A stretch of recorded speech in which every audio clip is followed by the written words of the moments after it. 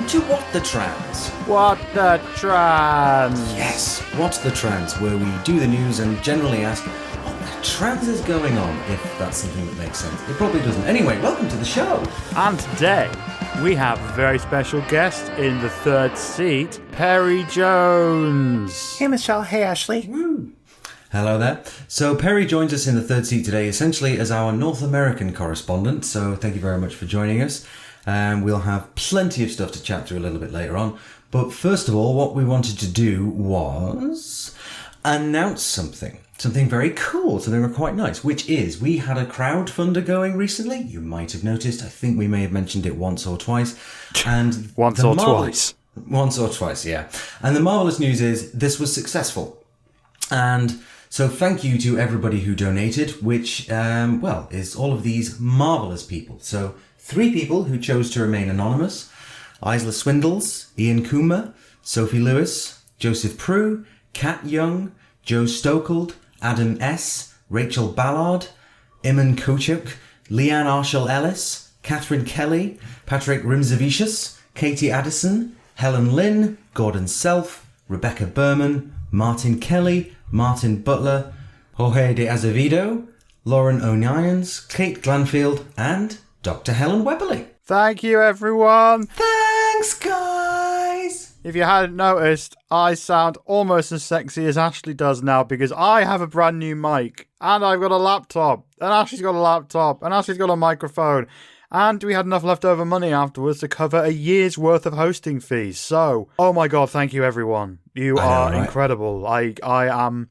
constantly astounded. Like, the other day, I was wandering around Tesco doing my shopping, and I just kept stopping in the aisle, just going like, what just happened? What is this? So yeah, you guys have actually just bought me my new laptop, which is super, because my old one was like 10 years old. And one of the first things I did after getting it set up to do podcasting was also download some synth software so I can reprogram my theremin. So thanks, guys. But how are you both, first of all? I'm doing wonderful, but I'm a bit envious now. I didn't know you had a theremin. Sorry, yeah, it's even a Moog as well. Although, which my bandmate says it Moog, and that's probably more appropriate, but it's a Moog. That's what we're calling them. Trans women are such nerds. God, aren't we? It's awesome. We are.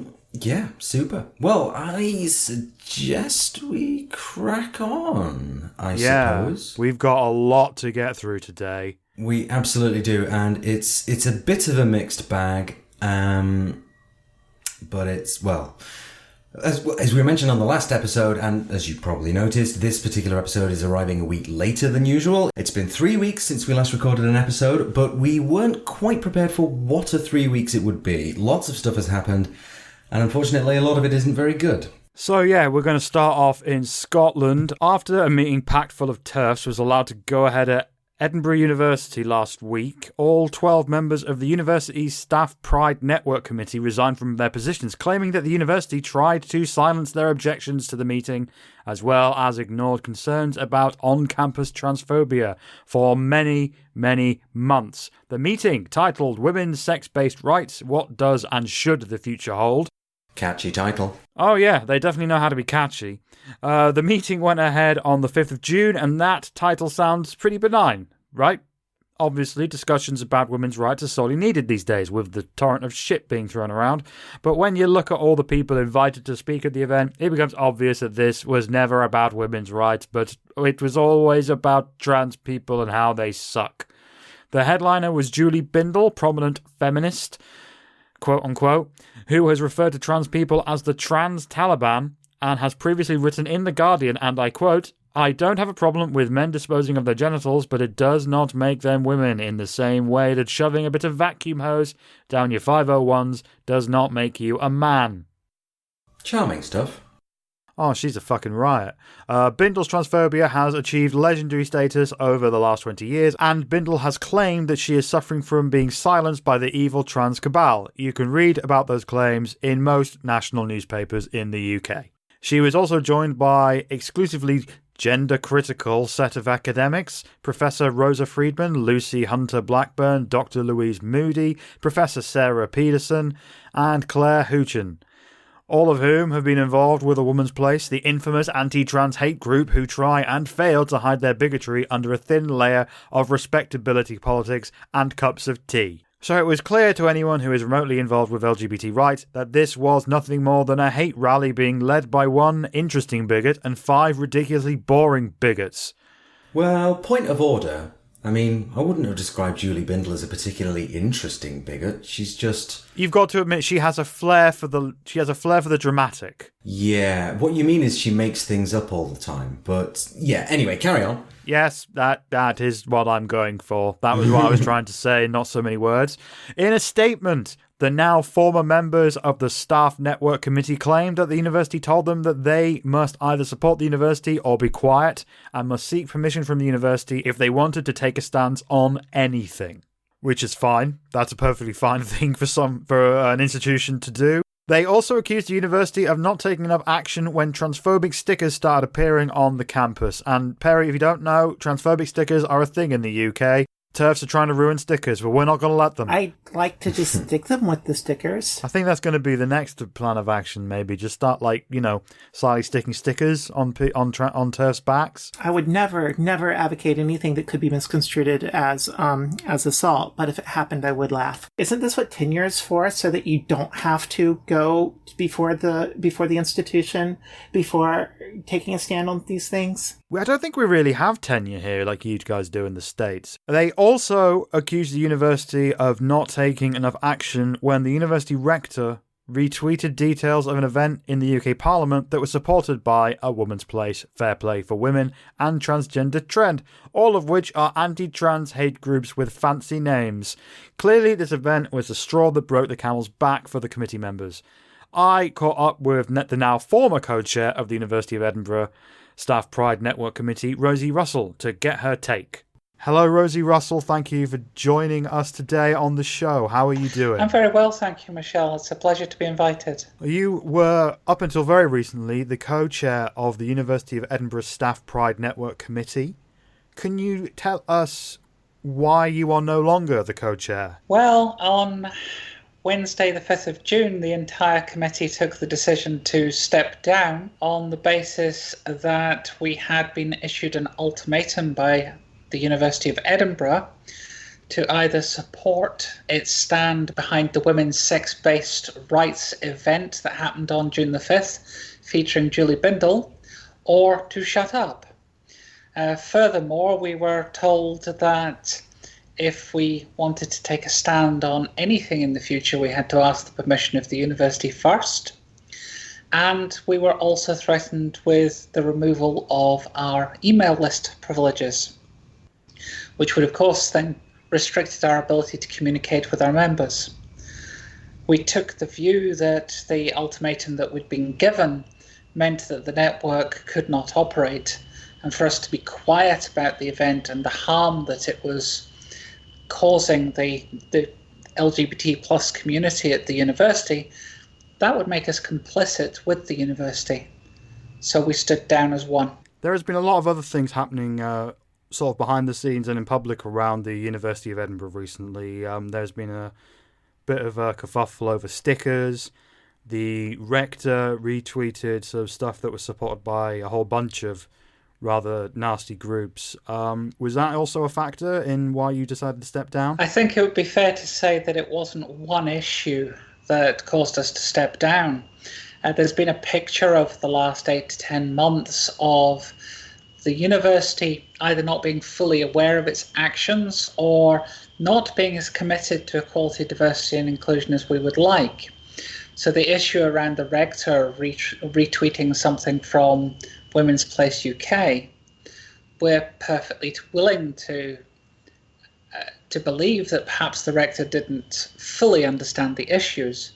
But when you then add that to the student complaint, the failure by the university to deal with that, some transphobic stickers turning up in about 30 or 40 locations around the central area of the university, and the university not taking action to deal with those in a timely manner, with the university really not understanding that this event was problematic for the trans community, and then taking no action when its LGBT plus network made that clear to them, we start to see a picture that's not helpful. Okay, let's move on to the meeting itself. Women's sex-based rights, what does and should the future hold?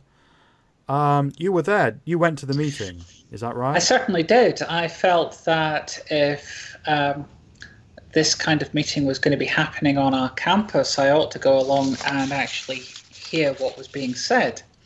Not just that, but the organizer of the meeting had directly challenged me at another event that we were running to come along and listen to these people on the basis that there was far more that we agree on than disagree on. Was that the case? I think I'll be diplomatic and say that when the speakers were talking about aggression and violence towards women, absolutely, we have no difference opinion there whatsoever. Violence and aggression towards women is something that we need to fight. The source of it, on the other hand, may be up for discussion, and certainly their opinion that trans women are a problem is not something that we're going to ever agree on. It was quite interesting because the speakers were trying to focus very much on violence and aggression towards women, and they had clearly been warned off straying too much into the area of transgender issues. That did not stop Louise Moody, however, from starting to ask what difference is there between someone who's assigned a certain sex at birth identifying with the opposite gender and people who suffer from what she termed misidentification disorders. So she compared trans women, and it was specifically trans women, to people who have identified as having a different skin colour or have identified as being dead. And this is quite interesting considering that she was doing that within a week of the World Health Organization removing transgender from the mental health section of the International Classification of Diseases, and the global medical community agreeing that there is no mental health issue here at all. When it comes to this meeting, it has been characterised as a hateful event. Would you say that that's accurate? I would say that there are a lot of people in that room who have a distinct problem with trans people. I think that as it was an official university event, the speakers had been briefed very, very carefully to watch what they said. However, that didn't stop some of the speakers straying into that territory. So yes, I felt it was a hateful event. Certainly when we got round to the question and answer section at the end, it became very clear that none of the speakers wanted to say anything about transgender issues on university premises lest they get themselves into trouble. Rosie Russel, thank you very much for joining us today. That was me and Rosie. Lovely woman. We will put in the description links to her on Twitter and all sorts of other things.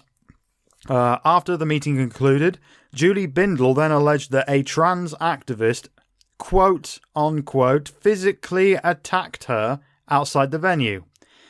Later, she dialed this down by saying that she was attacked by the trans woman, and then climbed down even further in an article she wrote for, who else, The Times, saying that the alleged attacker didn't touch her, but tried to thump her. The trans woman in question vehemently denied any violent intent, but that didn't stop this making the news all over when seemingly the only thing that we know that happened for definite is that Julie Bindel got shouted at. She then went on to stretch the limits on what the word physically means.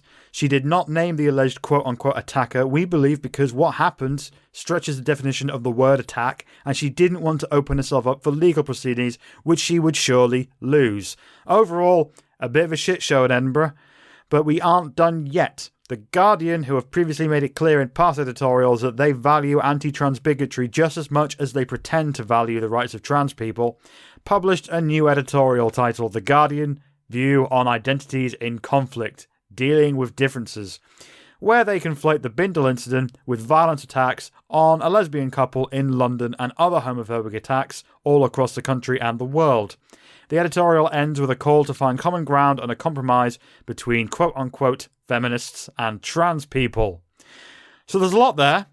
Any thoughts? It's a bit difficult to find common ground and compromise with people that literally want to kill you. Well, the phrase they would use is morally mandate out of existence. That's what they want. That's the kind of end goal of Bindel, Women's Place UK, etc. They want us just to stop and disappear from public life. And it is super disappointing, A, that this was given a platform in the first place at an ostensibly an educational institution, and that, secondly, that this committee have felt that they had no other choice but to register their, protest and displeasure at this by resigning en masse. And fucking all power to them, right? That's fantastic. Taking a stand absolutely is to be applauded. I spoke to Rosie, but I also spoke to Jonathan, who was the other co-chair, and he's a delightful chap. We had a very, very brief conversation last night on Twitter, and it was very much a moral decision. And he made out that it wasn't that big of a thing because it was the only option as he saw it. But hell, Jonathan, take a lap. You're a goddamn hero in my book. Like, you're a good guy. Like, that's a big thing. That's a big thing because you're to put your livelihood on the line for your moral ideals. That's something a lot of people wouldn't do in this day and age, or probably ever. Last time on the podcast, we talked about Natasha Devon. Yes. Who also basically stepped down from the publication she was working for because they published a lot of transphobic horse shit. And she said, no, that's not happening. I'm out. And she's a lovely woman who has now got a new job that I don't think I'm allowed to say quite yet, but we will obviously share what that is when it comes out. So she's going to be fine. Also, she sent me a copy of her book because... She did. Which is incredible, with a lovely note in it. So Natasha, if you're listening, thank you very much. I'm currently halfway through it, and I will give a link in the description, of course, for where you can buy this book because it is thoroughly, thoroughly enjoyable. But anyway, back to Edinburgh. Yes. Peri, did you understand any of what we just said from the American standpoint? Like, how aware are you of the situation when it comes to TERFs in the UK? Well, I mean, obviously, I listen to your podcast, so I have some idea what's going on. It's a very scary situation from what I can hear. I have some friends in the UK, other than you two, who are trans. How dare you? Traitor. Kidding, obviously. But, I got some friends in the UK that are trans, and it makes me really worry for all of them. It's scary what type of foothold it is. It's also scary because I hear, like, some particular alleged feminist think tanks, which the ones I've really seen from the United States have been funded by conservative groups, actually pay for and fly over some of your native bigots so they can spread bigotry in my country too. And we have a lot of bigotry. We really don't need more.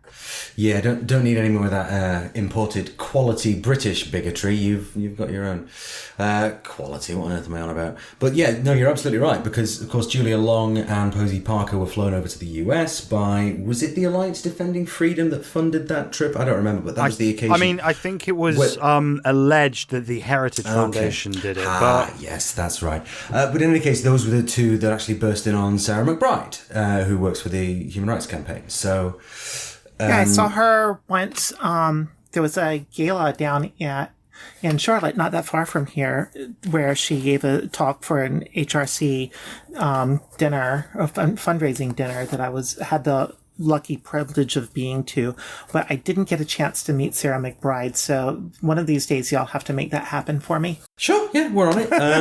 Yeah, me and Sarah McBride are just, fingers crossed like that. We're on the phone to each other all the time.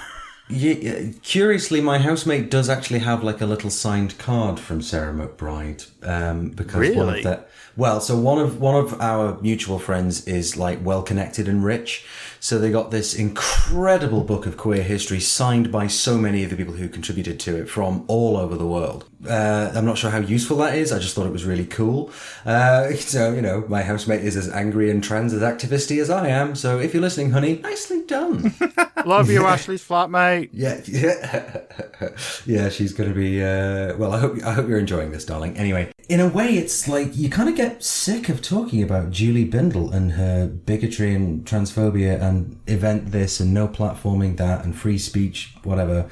And it is the same thing being played out time and time again in different educational institutions. And it's really, really frustrating. And I think that's kind of the theme of this week, is that it's just really been an extremely frustrating time for trans people in the UK, because there's just been a lot of stuff that's happened and it's like, come on, we should have resolved this already. And actually, we had a conversation about this years ago and we all kind of thought that was sorted. But no, apparently we're still publishing these articles, whipping up hatred. I'm really disappointed in The Guardian, especially because they've done some really good work in the past and shown some real promise. So to see this as a bit of a regression for them, and so. I'm hoping that it's a one-off, and or the editor maybe owed someone a favor and had to publish them or something. Well, this was an editorial from The Guardian rather than a specific writer. And also, this is the second time since this podcast has begun. It's the second time in the podcast's existence where they have published something like this. So, they published something like this, specifically an editorial. So it's like, this is our newspaper's stance on this issue as a whole.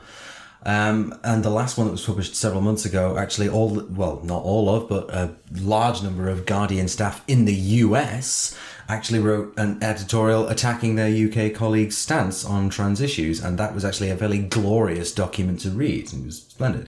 I think it's also worth noting that Owen Jones, probably their star columnist, also came out against his employers, saying that was a load of bullshit. So it's not like the entire UK Guardian office is full of it. I mean, there's at least a couple of people I know there who are on our side, but they are very much drowned out by the editorial stance thing. Fabulous. So yeah, fuck The Guardian, essentially, which is quite disappointing, because I know Paris Lees and various other, high-profile trans people in the UK has actually written for The Guardian and written well. It's been received well. And now they've just, as you say, Peri, just completely regressed on it. And it's super disappointing. And they were the one paper that I would have thought, they'll have our backs. And they just don't. They're the opposite. So... I think the thing with this whole story that I think people need to take from this is that right now in certain institutions in the UK, and we're going to be getting onto another global institution very shortly, but when it comes to universities and academic settings, when it comes to the press and places which are horrifically middle class, transphobia is acceptable.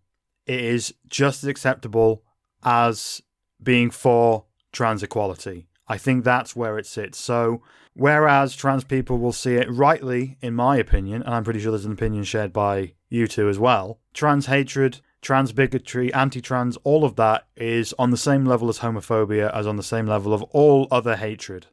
But that is not the case with the cis people in charge of these institutions, which is why this event was allowed to take place, and which is why the news coverage of the quote-unquote attack took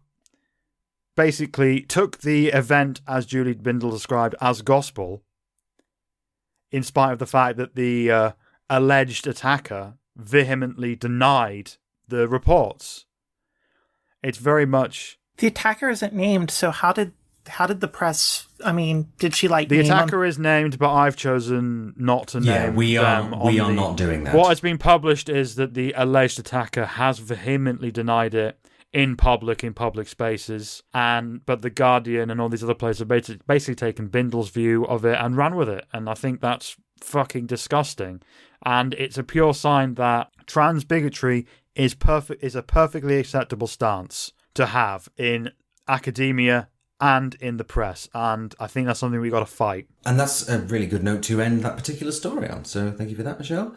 Michelle bums everyone out. Episode 402. Well, don't worry, because you'll get to have a A short episode of Ashley takes the piss and then also kind of bums everybody out as we move on to our next story, which is some slightly more institutionalized bigotry concerning our old friends, those lovely men in dresses at the Vatican, who have released a document for educational institutions that claims, quote-unquote, gender theory is an affront to nature. The document, titled Male and Female, He Created Them, Towards a Path of Dialogue on the Question of Gender Theory in Education. What is it with these people and really catchy titles? Which claims, amongst other things, that the concept of trans and intersex people poses a threat to the family and that people choosing their gender is more about selfishness than reality. Awesome. So Michelle has actually decided to ruin her whole day by reading the 28-page document in its entirety, and we are happy to report that it is possibly the most boring piece of anti-trans literature since the last thing Debbie Hayton wrote. So, to save you time, here is the one quote from it that sums up more or less what the other two 28 pages said. In this understanding of things, the view of both sexuality, identity, and the family becomes subject to the same liquidity and fluidity that characterize other aspects of postmodern culture, often founded on nothing more than a confused concept of freedom in the realm of feelings and wants, or momentary desires provoked by emotional impulses and the will of the individual, as opposed to anything based on the truths of existence. That's giving me flashbacks. That was, I read that pretty much in its entirety yesterday, and I thought I'd read the most boring transphobia when it comes to certain editorials and write-ups in the British press, but the Catholic Church, they know how to write a thoroughly boring bit of bigotry. Oh my god. It's really quite an impressive skill, isn't it? But you have to give it to the Catholic Church. They really do know how to ruin families, too. Yes, yeah. Like, there are a number of interpretations of that sentence, all of which I'm going to skip over, and just say that, so essentially, throughout this document, LGBT people are being framed by the Catholic Church as some kind of scary force that will bring down the natural order, which obviously, yes, we are, and there's nothing new there except for the two things. So this is the first time specifically that the Catholic Church has released documentation concerning trans and intersex people. And interestingly, even though the report was dated as having been signed off on the 2nd of February, the Vatican chose to release it on the 10th of June, which is 10 days into the US Pride Month. Classy. They're a classy bunch of old men in a golden castle. Yeah. Who cover up and enable child abuse. But let's come on to that later. So to get the inside track from someone who actually is a practicing Catholic and is also trans all at the same time, Michelle had a quick chat with Zachius Snape for his viewpoint. Zachius Snape, thank you very much for joining us on the show today. How are you doing? I'm good, thank you. Good. So what do you make of the Vatican's document that they just published? Well, I think really it's just a rehash of what the Catholic Church already says. It's kind of a bit disappointing that they've actually published something which I think can give people the wrong impression in schools. But it is basically just Catholic teaching. They haven't really changed very much, and it's a bit woolly. It just asks for a lot of dialogue and listening and treat people with respect kind of thing without any actual action on how you can support trans people in your school. I think it's safe to say that you don't agree with the document's analysis of the role of transgender people in society. No, I definitely don't. And I don't agree with a lot of the kind of their views on men and women in society, their views on the role of the traditional family structure. That's what a lot of the document is based on, kind of a heterosexual worldview that just isn't based in reality. How big do you think the trans Catholic community is in the UK and further afield? I don't actually know. I've never really met any other trans Catholics. I know various trans Christians, but the majority have left the Catholic Church if they were ever Catholic to begin with. I have joined there is an LGBT group for Catholics, which I'm attending their conference soon, so maybe I'll meet some there. But as far as I know, it's not a huge community.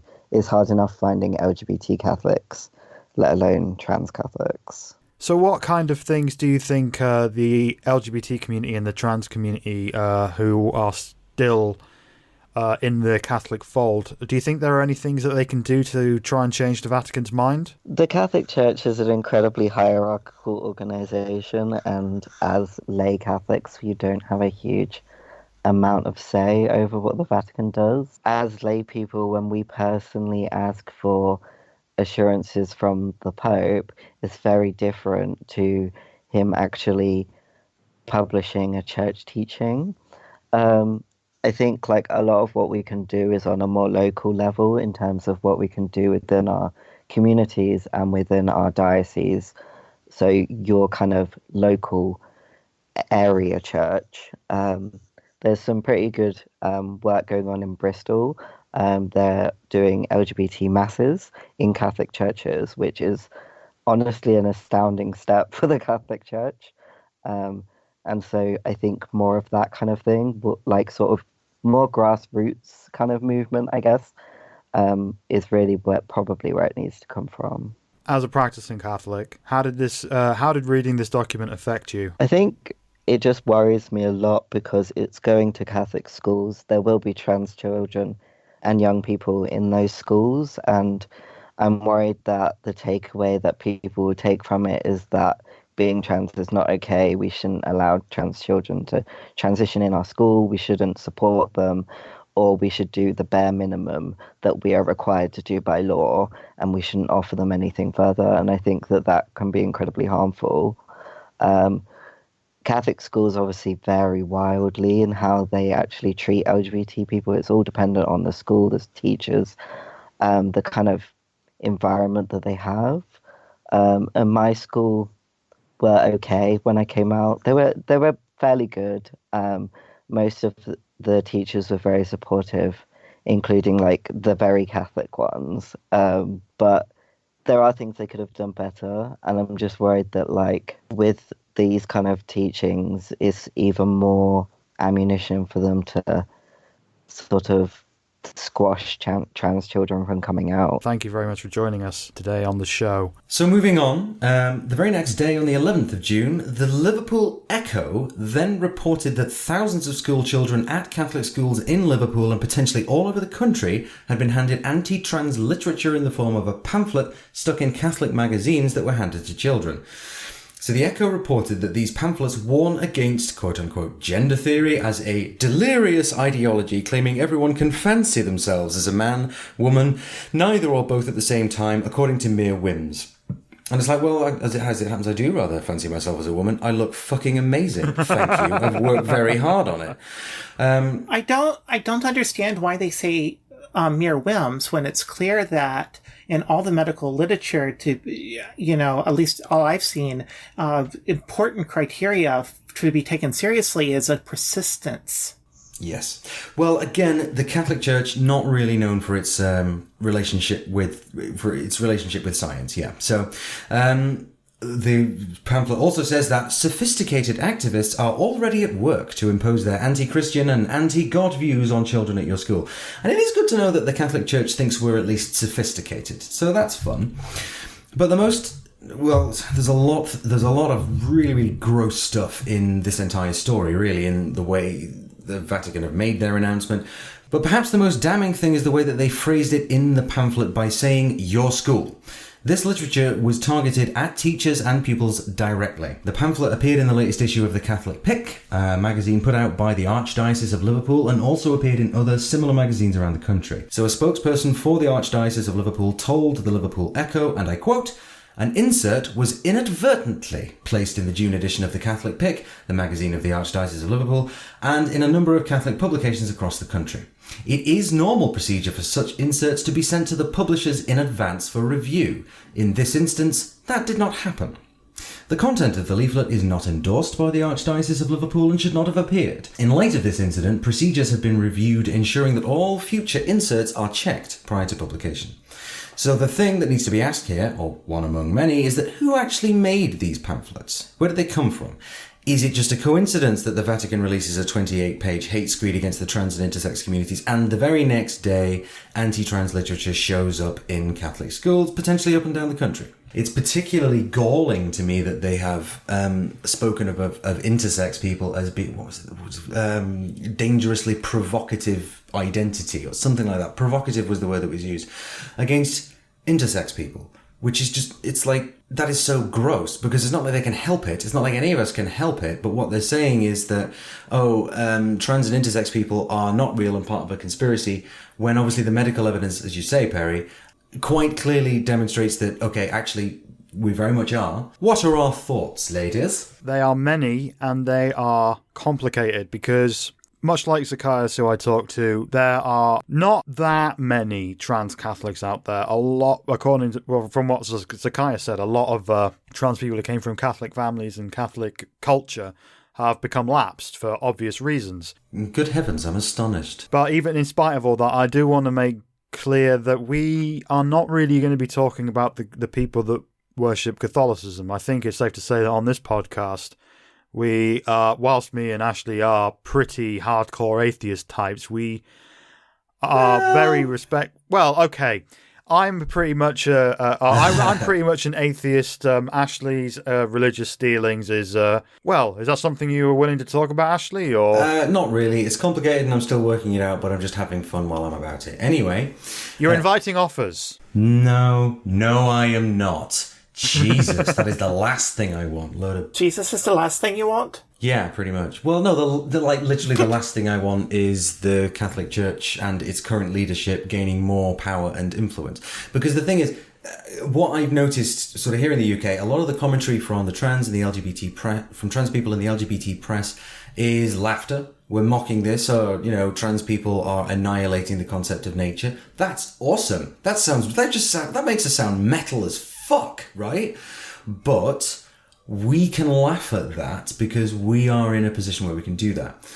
In a country that is a much more Catholic majority country, or that is, where the government is sort of far more influenced by the teachings of the Catholic Church, it's going to be significantly more problematic, isn't it? We've got the privilege to laugh out of this because we're essentially cushioned from it by living where we do. Other places, it's not going to be that simple, and this, you can quite easily see how people say, oh, well, the Vatican have said that you're delusional and you must be punished, essentially. So thanks for that one, guys. You've just brought in far more suffering because you needed, obviously, what the Catholic Church really needed to do was add more suffering to the world. And well done. It's delivered. Fantastic. And I genuinely, my heart kind of goes out to people who are trans and Catholic, because this must just be horrible. Like, something that you believe in and have remained faithful to and has given you strength and solace and comfort for however long. And then the leadership of that ideology, that sort of organization, turns around and says something like this. And that's going to be devastating for those people. Yes, it's got to hurt as much as a loved parent, not accepting you. It absolutely does. And I don't want to ever be interpreted as saying that people shouldn't be Catholic or something like that, because it's an intently personal decision and there's a lot of reasons. But my heart does go out to those people that are hurt by this, and both in these Protestant countries, but especially more Catholic countries. Yeah, I think the big danger here is, for a start, the amount of times in the document, which, I'm still angry that I read it. You'll never get that time of your life back. No, I won't. I really won't. It was an hour of my life and it probably wouldn't have taken me that long usually, but I had to keep rereading parts because it just got so fluffy. Just overwritten in so many ways, and they just kept repeating themselves about a whole bunch of things. But one of the things they kept repeating for pages and pages was that being trans and being intersex, which they kept bringing up, it wasn't just trans people in this, intersex people were in the line of fire too. It was seen as some kind of illicit, it was some kind of illicit pastime, almost like it was linked in with selfish, lustful desire and stuff like that. That's the way it kept being framed over and over again, and it was always framing trans and intersex people as being an affront to the natural order of the family. And we've seen where this kind of language has led people before. We saw it in the 80s, we've seen it in the 60s, we've seen it all throughout history where you basically make an other monstrous and dangerous and then people act on it.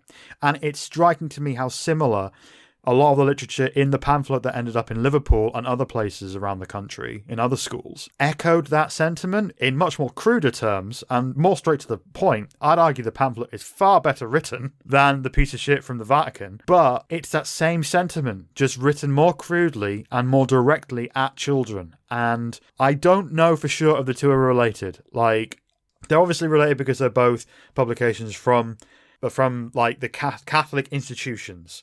But I don't think it was like, oh, this thing's out there, we're going to put this leaflet out now. I think that may have been a coincidence, but they both echo the same sentiment of trans people and intersex people are dangerous. And that is fucking dangerous. That leads to assaults, that leads to exclusion, and this shit being passed around in British schools and potentially further afield and globally in the case of the Vatican document. I think this is something that we should be very, very concerned about and keep an eye on. Okay, cool. Michelle bums everyone out, part 2. Hey, whoa, no. That was a call to action, all right? That is perfectly acceptable. It's like, this is shit, but we don't have to stand for it. Let's do something or other. And the other thing, the Archdiocese is just like, oh, we don't know how it ended up there. And it's like, you fucking published it. Yeah, like, what do you mean you don't know? Like, so there's some, sneaky ninja priests nipping into the publisher overnight and slipping all these inserts in. That's because that's a lot of effort to go through, I feel. Maybe they visited the Guardian first and put that editorial. Yeah, they just maybe they just sort of copy pasted like just a load of meaningless shit, and this is so frustrating though, isn't it? But I mean, again, that's sort of harking back to the theme of the episode. It's like, well, we've had this conversation before, and now we're regressing, and super annoying. Is it striking you that this is a far more depressing episode than usual, even though it's the first episode during fucking Pride Month? I know, what is right? that? Well, I think at least part of it is because the last three episodes we did with the Cis Special Parts 1 and 2 and the music episode, right? All of which was about showcasing and highlighting good things that people are doing in the face of all this nastiness. But we've been off air for 3 weeks and a lot of stuff has happened, and there's a big old thing, which is obviously why we have our third person on board here. And so unfortunately, if you hadn't gathered it already, this episode is more of a return to form than having, nice episodes and listening to super groovy tunes. So we'll have one groovy tune at the end. Oh, we do have... Yes, that's right. We are doing a new thing. But more on that later. Right, and so because I don't think we are quite wound up enough by the news just yet, are you two ready for some more transphobic nonsense? Yes. Okie dokie, away we go. Hold on, braced. Bracing, okay. All right, so one of the leading lights of the trans community here in the UK and all-round goddamn hero, Munroe Bergdorf, has been dropped as Childline's first LGBT campaigner after only a few days in the appointment. Seemingly, the NSPCC, who runs Childline, have succumbed to the whims of a transphobic hate mob, whipped up, in part, by none other than our old friend, Janice Turner from The Times. So just a few days after the announcement that Munroe would be working with the charity, Turner tweeted the NSPCC asking why a quote-unquote porn model was an ambassador for a children's charity. So this is factually incorrect. Munroe has never done porn. But this was shortly after a days-old Twitter account called Safe Schools Alliance tweeted at the NSPCC and its chief executive with an open letter criticising the charity's decision to work with Munroe. Now, it's interesting to point out here that the Safe Schools Alliance doesn't actually seem to have all of that much to do with schooling or education.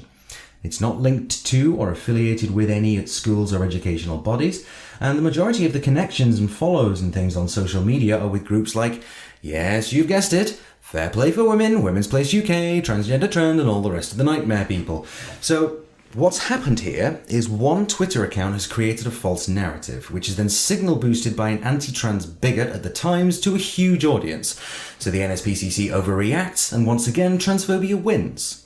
However, all does not seem quite settled within the charity itself, which has seen over 150 of its own staff members signing an open letter criticising the charity leader's decision to cut ties with Munroe Bergdorf.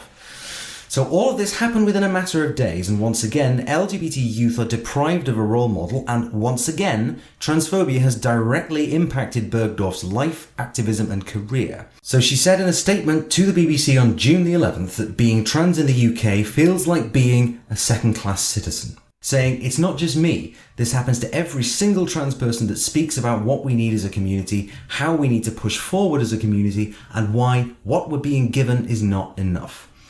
So, yeah, Munroe Bergdorf, we have got a tremendous amount of respect for her on this podcast. She is a fantastic person, incredibly smart and able to express herself extremely clearly and eloquently and inspiringly, no less. And this shit keeps happening to her because bigots in the press just love having a pop at a successful black trans woman, essentially. And it's all pretty gross. And I hate it. And I'm sure Munroe hates it too. And just, fuck them all. So what do we think of this as a story? Peri, are you familiar with Munroe Bergdorf? Now, I did actually see this in the Twitter storm the other day, and I'm just shocked that people can get by with drive-by slanders and libels like this. It's immoral. I think that's the nicest way it could be put. I could think of some quite British sweary ways to put it myself, but... What, like... I'd have to learn British swear words for that. Honestly, the main one you need is bollocks. And so this whole thing is absolute bollocks. What... This Twitter account, so Safe Schools Alliance, it's another example of, and this phrase has got a particularly punny value in this particular circumstances because a lot of people call this astroturfing, right? So you try and make it look like a grassroots group, but actually it's funded by a corporate interest or a political lobbying company or whatever. So to make it look like grassroots, but it's actually being, paid for by an interest which will dictate its agenda, is called astroturfing. And in this instance, the astroturfing is astroturfing. But the fact that this one day, this Twitter account that had just started a day or two before, it had not very many tweets and just a couple of hundred followers of the ilk like Women's Place UK, etc., can have such a massive impact on something. That kind of shows conspiracy there, because why would any of these people that amplified it know to subscribe to as such an unknown brand new account? That had to be pointed out to them, or they had to have some previous, somehow someone had to have previous knowledge to spread that. Yeah, it does make you wonder, doesn't it? Because, okay, it's fine, so Janice Turner spreads it around and that's when internet clicktivists get all over it. But the fact is that was kind of there and set up already before she picked up on it. Like it was orchestrated, like it's been stage managed to an extent by a group of people who think, okay, our media strategy is we will publish this open letter on this day, get Janice to signal boost it on blah, blah, blah. And then Munroe Bergdorf will lose her job and LGBT youth will be deprived of a role model and we can sleep soundly in our beds. What the fuck is wrong with these people? I guess they just don't want trans people to be seen as solid. Like, I guess that's the thing. That was the thing that was driving it. Like, because there was lots of explanations provided by the Twitter mobs. Things like, Munroe Bergdorf has said something racist about white people in the past, which isn't true. She said not really. She said that if white people don't act on institutionalized racism, then they are complicit in it. That's what she said. I've said racist things against white people in the past, and I'm white. Fucking white people. That is a thing I keep finding myself saying over and over again. We are just the worst, aren't we? Anyway, but seriously, like politically and historically and everything, we are kind of the worst. So, and here we are on this podcast taking up all the fucking space. So we're still doing it. I'm kidding. Slightly. Anyway, so this is gross. And all I can say is that Childline have lost out on someone awesome, because I had a very brief interaction with Munroe Bergdorf a couple of weeks back when I covered the LGBT awards. She was under strict orders not to talk to the press, but I didn't stop her coming over and basically holding my hand saying, let's do a thing. Like, she saw that I was the lone trans woman there in a line full of paparazzi paps, and not like, I think I said last time, ITV were to my left, getting interviews left, right, and centre. I was there looking miserable, and she actually came over and looked me in the eye and treated me like a human being. Munroe is classy and incredible, and Childline have really fucked this up, because she would have done incredible work for them. She would have raised so much money. She would have worked tirelessly for them. And in the end, you know, a bunch of trans and queer kids all over the place lost access to a role model right there. Frustrating, isn't it? So, time to move on? Yeah, let's end this on 2 little bits of good news. First up, the World Health Organization, or WHO, or WHO, whichever one you prefer, has removed gender dysphoria from its big long list of mental disorders. Woohoo! Now we're crazy in all the ways that other people are. So this happened on May 25th when the World Health Assembly, the acronym for which presumably sounds like Professor Farnsworth expressing surprise, voted to make the revision. It no longer recognises gender nonconformity or being trans as any kind of mental disorder. Graham Reed, LGBT director at the US organisation Human Rights Watch, said that this will have a liberating effect on global trans populations, and said that governments should swiftly reform national medical systems and laws that require this now officially outdated diagnosis. Are you listening, NHS? You fuckers who made me sit with a psychosexual therapist for 20 hours talking about what I think about when I go to town on myself. That's 20 hours I'm never going to get back. That was almost as bad as reading that fucking Vatican document. Human Rights Watch also pointed out that the underlying assumption that being trans or gender nonconforming is in and of itself a mental disorder has set the template for how trans people have been treated over the years. Governments have used the previous classification as the basis for discriminatory policies. A lot of governments, including that of the UK, require some kind of diagnosis of dysphoria or quote-unquote gender disorder before trans people can access healthcare or appropriate documentation. HRW went on to say that transgender people are fighting stigma and discrimination that can be traced in part to medical systems that have historically diagnosed expressions of gender nonconformity as a mental pathology. But it's the stigma, discrimination and bullying, and not anything inherent in gender nonconformity, that can inflict mental health problems in transgender people. So, we report that this was going to happen late last year. It's now finally happened. What do you lot think is going to happen next? I'm not sure about what happens next. This genuinely is good news. It's a positive step.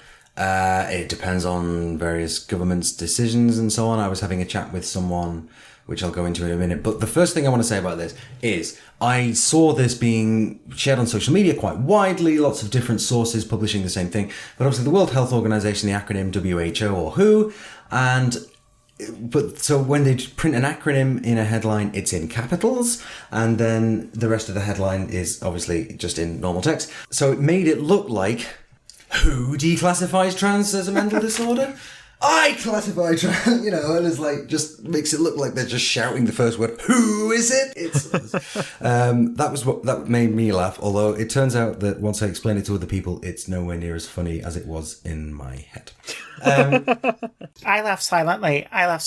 She laughed out loud. That's cool. Thanks, guys. I appreciate that.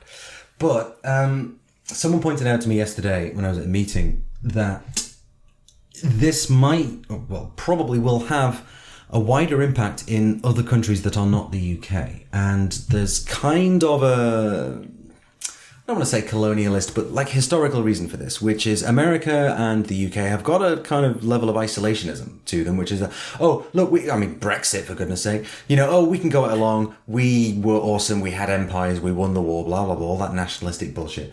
To the extent that when a global body comes out and says, oh, well, here's the way we're doing things now, Britain and the US and other countries, other more developed countries, can sometimes think, well, no, we know better. We're not going to bother with that. So it was pointed out to me that, some countries who haven't got that will probably do better the trans communities in those countries will probably do better out of this decision than trans people in the US and the UK. If a country is at the point where it's changing or developing its transgender person's policy and the UK and the US are too busy being nasty, shitty little bigots about it, then we shall see. But genuinely, this is a good step. This is precisely what needed to happen. Obviously, as you mentioned, Michelle, we've discussed this before. And Graham Reed from Human Rights Watch is absolutely right on the money when he says that it's the stigma, the discrimination, and the bullying that inflicts mental health problems in transgender people. That's where the problems are. I can attest to that. I do have one question. Just to take the glass half empty or, devil's advocate or whatever you want to call it, scary point of view. Why does this not end in insurance companies going, well, if it's not a medical issue, then why are we treating it? Because capitalism, maybe? I don't know. I think how it is that gender dysphoria is still a health condition and medical treatment can alleviate that, but it's no longer purely on the mental health pages of their big old book of quote-unquote disorders. I think gender dysphoria is now a general health problem, whereas before, being trans in its entirety was a mental health disorder. That makes sense. Taken out of, instead of saying that it's mental health, saying it's that makes perfect sense, yes. It's very much like a bunch of parents of trans kid groups over here in the UK, because we have a completely different system than you do, Peri, in the US, where basically it's all of our gender care stuff is provided by the NHS, and they are a monopoly, and to the point where they actively go after people who set up privately. Like, I heard that, and that was terrifying. That is a pattern that happens over and over again. The ideal would be that the NHS is well-funded, incredible, and provides appropriate medical intervention for transgender people quickly and efficiently and safely, but that is not what's happening. So occasionally you get somebody like Dr. Helen Weberly, who, full disclosure, did donate some money to our GoFundMe, but we're not going to let that affect our coverage of her or anything else. But she is the latest example of someone, her and her husband, were basically sort of hounded out by the General Medical Council here because she was providing healthcare from more international guidelines rather than the book the NHS has written on the subject. Does that make sense? It does, and it's kind of different from here because here the worst you're going to get is that people aren't going to pay for it. But if you find a private doctor willing to do it, it has to be really grossly incompetent, like not just, giving you the drugs or something like that, or even a surgery. It has to be like, there's no way that can't be extremely dangerous or life-threatening past the point of normal surgeries and drugs, in order to really face any discipline for it. So we still have the kind of the Wild West here. Free market capitalism in healthcare. I mean, thanks, Nixon. That sounds terrifying to me. Yeah. As someone who's grown up with, as certain people in the US would call it, socialized medicine.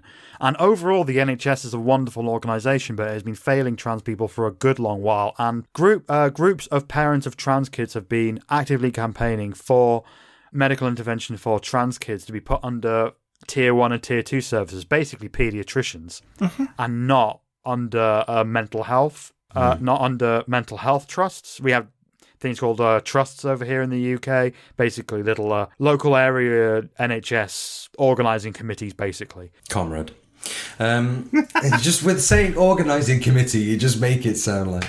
But, I mean, let's not... I'm really maximising how, socialist the NHS is, which a lot of people seem to forget over here, and a lot of people seem to take the completely wrong way in America, but... Parents groups that I've been talking to, parents of trans kids, have been saying that this should be the case for a good long while, and I'm in full agreement because adult services are also under the banner of mental health services in the UK, with a focus on talking a lot about past traumas or talking about a person's sexuality, which happened to me. And me.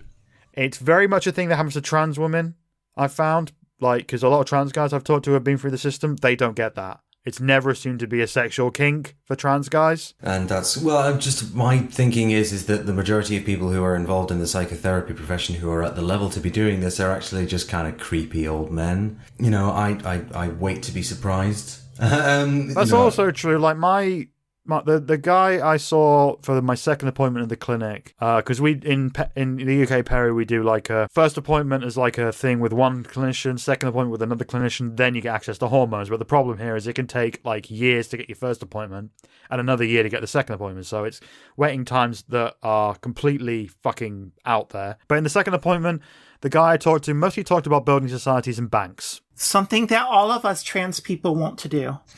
Yeah. Yeah, I've just been, for years and years and years sort of working up to this and finally get there. And it's just like, all right, so nationwide is a good building society. That's awesome. Can I get some of those delicious, yummy hormones now?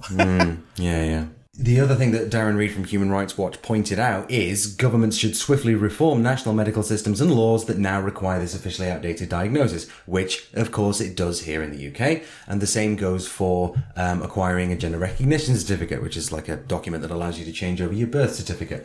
That's literally all it does, no matter what anybody else may try and tell you it's about. That's the thing. The recommendation is quite specifically, governments swiftly reform medical systems. Do it. It's outdated, officially. And that's not going to happen. We know perfectly well that is not going to happen anytime soon, because the UK government is too consumed with its own internal power struggle and Brexit and a load of other things that are going to benefit almost nobody but the super rich. Now, that is a whole fucking episode. Yeah, I think the next episode we're going to have to deal with this the Tory leadership thing, which we're not really going to cover this time because it's still very early days. It is. But yeah, that's another thing for another episode. But it's summer, it's Pride. I want to talk about nice things. We will make that mostly the thing. I'm sorry, I'm going to stop suggesting ideas for future episodes. Really depressing segments, yeah. Let's concentrate on the episode we're actually fucking recording right now. At this very moment, I would point out. But there's really, in a sense, we've played this thread out anyway, haven't we? I think so. This is probably a good time for us to. World Health Organization, thank you very much. Let's try and campaign on our end in the UK and further afield to make that shit happen in our healthcare system. Yes, within our lifetimes, preferably. That'd be good. Yeah.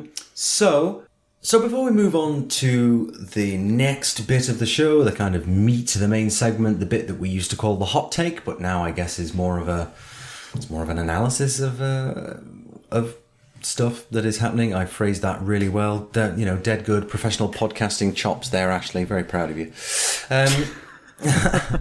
So before we move on to the meat of the show, we're going to do a couple of community announcements, basically. And the first one is something of a community call-out for those trans and non-binary people who are lucky enough to live in or near Manchester. Because, a bit of history here, well, context, I suppose. As I might have mentioned once or twice on the podcast before, I have a cushy arts job. Literally, I work for an arts festival, and I've been involved very heavily in a huge scale event that's going to be happening in Manchester from July. But as part of that, I've ended up talking to all sorts of very, very interesting people, and one of whom is a trans performer who's been, I guess, on the circuit and been acting and writing and performing for a long time, is Kate O'Donnell. And Kate O'Donnell runs a thing called Trans Creative. And Trans Creative run a thing which is a festival in a few weeks' time called Trans Vegas. And one of the events for Trans Vegas is called 100 Trans Voices. Now, you can more or less see where this is going, I think. The idea is it's going to be a flash mob style event at Manchester's Royal Exchange Theatre, which is, again, a long cultural institution of Manchester with a long and storied history.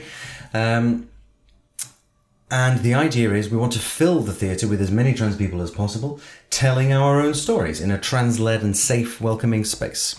It doesn't need to be anything massive, just 3 minutes is good. The idea is to include a range of voices and lots of different stories created and shared by the trans people themselves to show the depth and breadth of the creativity.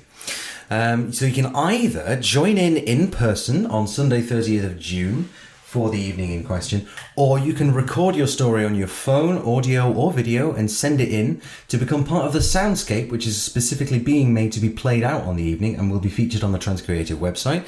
So to register your interest or to send in a recording of a story about your friends or your first Pride or your job or literally anything. Tell us about the lockpicking class you go to and send your recording over to admin@transcreative.uk, or if you'd be interested in physically attending to tell your story in person on the 30th of June, then again, please do email admin@transcreative.uk. This is a huge scale project. project in a very prestigious theatre in Manchester. There's going to be 8 performers kind of leading it who are, professionals who actually do this for a job. And, we're encouraging as many trans people as possible to submit stories and get involved. Let's contribute to the arts, fam. So yes, if you're interested, it's all there on the Trans Creative website. Do have a Google. And as I say, if you're interested in participating in some way, do just drop an email, admin@transcreative.uk. So yeah, get involved. Let's take over a theatre. And we will have all the information for that in the description as per usual, so you can just scroll down whatever app you're on and do some clicking and touching, and you will get to all the information you need to go and do a theatre. Go and do a theatre, or come and do a theatre, or whatever, really. So, yes, I wanted to... Go and create some stuff, you northern trans folks. Aye, right, northern. Or, if you just fancy a long drive. But yeah, seriously, I'm encouraging literally everybody I know to get involved. And then I remembered, I do a podcast. So I thought I'd mention it here as well. But we want as massive a variety of people as we can to demonstrate quite explicitly that it's not all one story. There isn't just one trans narrative. And, the tagline of the entire festival is telling our own stories. Let's get some stories told. But right now, for the meet, we have a pretty dark story to tell? It's a selection of stories which are building up a very dark picture. And this is why this bi-week we have Peri with us, our North American correspondent. But before we get into the darkness, I think we should get to know you a little better, Peri. So, come on, give us your intro. Tell us the tale, spin us the yarn. What is the you? Let's see, what is there to tell? I'm a pretty boring person. No one's ever found me interesting, I'm sure. But let's see. So my trans history is I've been out for about 3 years now. I work in a professional services company. They're really accepting, so that's kind of great. I've always been a computer enthusiast of some sort, so I like some of the local hacking clubs, anything security related. I read law kind of often and keep track of legal stuff, which is why I was here the other week. What else is interesting? What did I do? Oh, no. What did you do this morning? This morning was boring. I argued with an insurance company. I mean, that doesn't sound boring. That sounds like you're in a fight, and fights are never boring. It's a very slow, multi-week fight. This isn't like you were sort of on the top of a half-built skyscraper trying to avenge the murder of your sensei. No, and I haven't practiced katana in months, so... Okay, I mean, that's not a boring observation. Just casually, I haven't practiced katana in months, suggesting that you have done it. Let's talk about that. More trans people need to own swords. It's probably true, though. Yeah, so I have a ex-coworker that when we were working together, I found out that he teaches katana at a local dojo. And so I started going there. And unfortunately, my wrist has been bothering me for the last year or so. So I've kind of cut it out. But I spent a little bit of time doing that. It's certainly very interesting and makes you see situations and the way the body moves separately.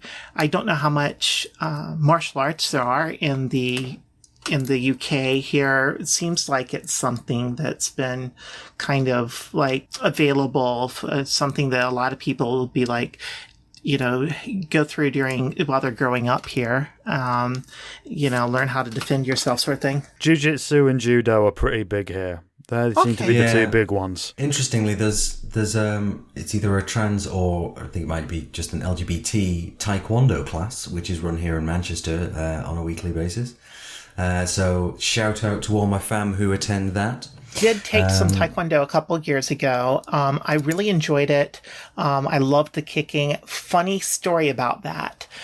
So I started that. I kind of ended because I started coming out a little bit more, and I didn't feel. It's not that I didn't feel safe there; it's I didn't feel safe in the world. I'm sure you understand. And when I start doing things as dressing different and stuff like that, I kind of needed to pull into my shell a little bit more. So a couple years after that, I'm down at the LGBT center, and there's this girl there, another trans girl like myself, and we started talking because we swear we've known each other, we've seen each other or something, but can't think of where. And then eventually we figure out that before she transitioned, she was an instructor at that Taekwondo school.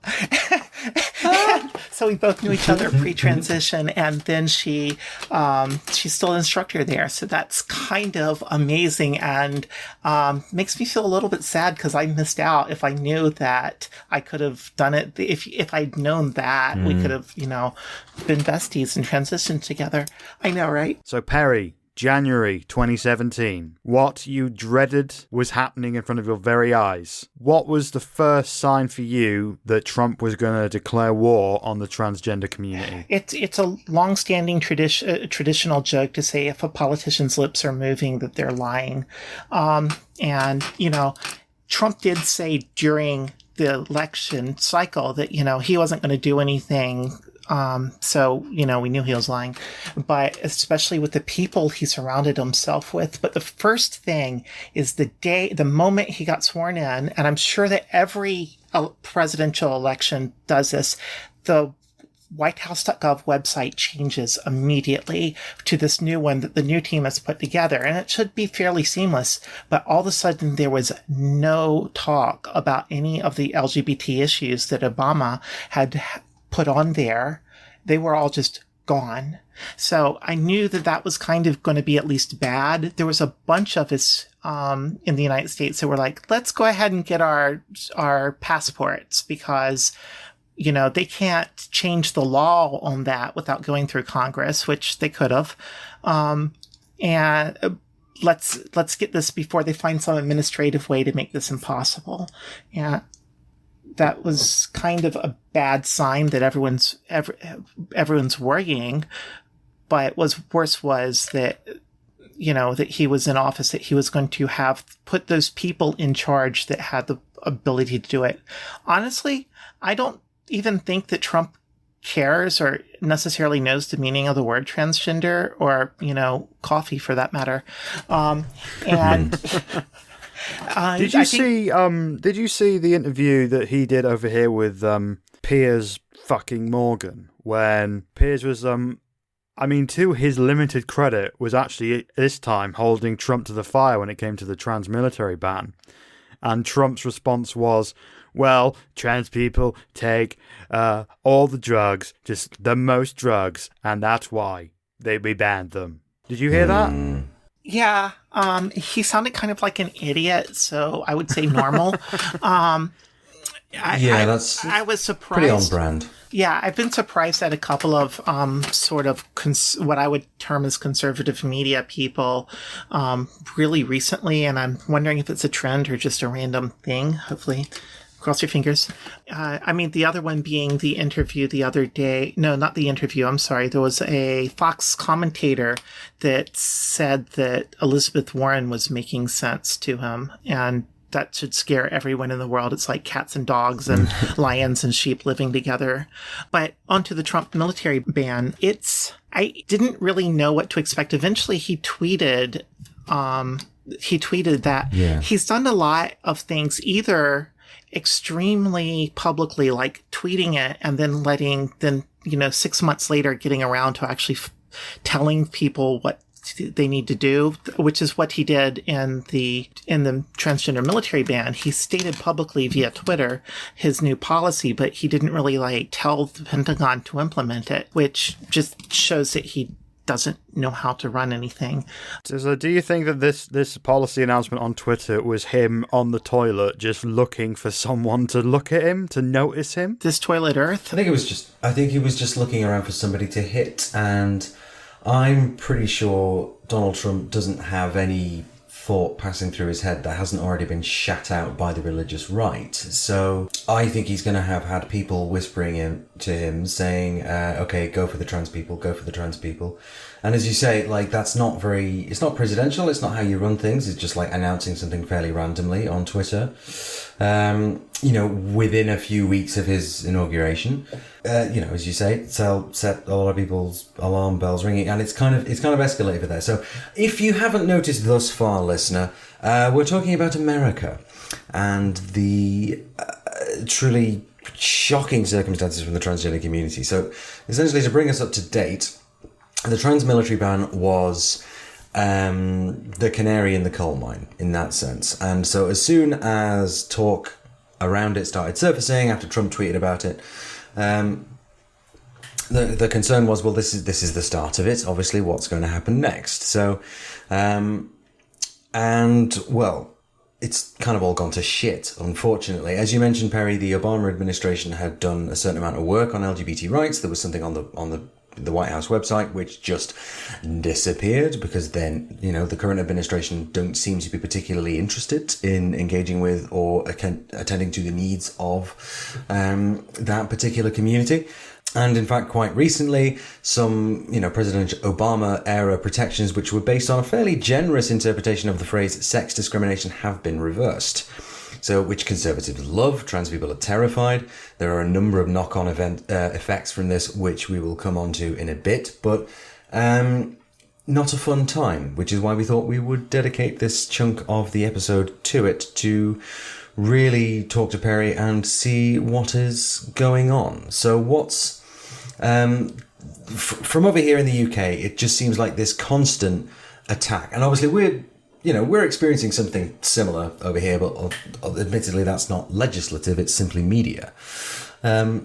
This is just going to be stressful, essentially. And, and what's the experience on the ground there for you, Peri, in North Carolina, given the bathroom bill that made that state infamous in these terms a little while ago? What's the feeling in the community where you are? Like I've said before, right now I'm in a very liberal pocket inside of North Carolina. And I think that there is some hope. I'm eternally hopeful. I'm eternally an optimist, I think.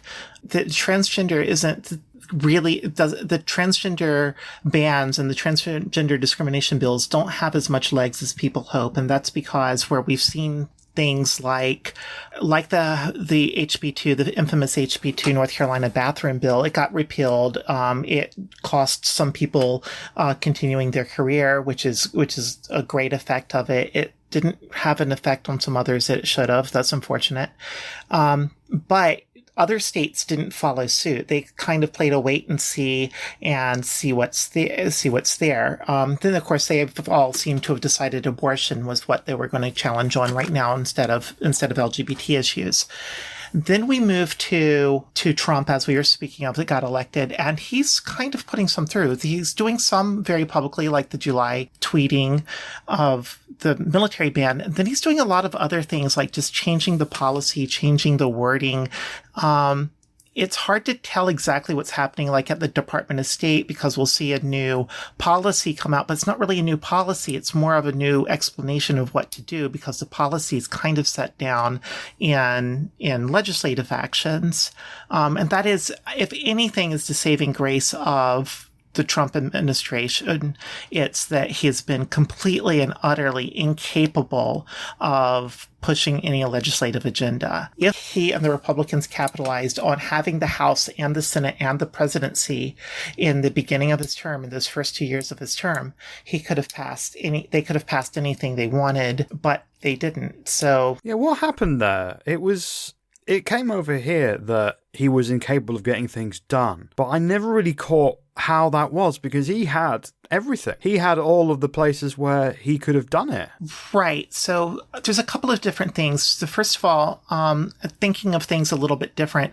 In the UK, you have the Prime Minister who's the head of Parliament. In the US, that's different. There's different heads of Parliament. So Congress is a separate institution. So they had a little bit of their own thing to do. The other thing is a lot of the things that they really wanted to do, or they said they really wanted to do, what they really wanted to do was string along people for votes, such as to repeal and replace of Obamacare. They didn't have, the Republican Party at most was united by the idea of repeal it and replace it. But what to replace it with was so divided that they really didn't have anything close to a plan. And they had 6 years of Obama's tenure after Obamacare, because Obamacare was the Affordable Care Act, which people will probably hate me for calling it Obamacare, but I really don't care. Being trans is neat because sometimes you don't care what people think. Word. I know, right?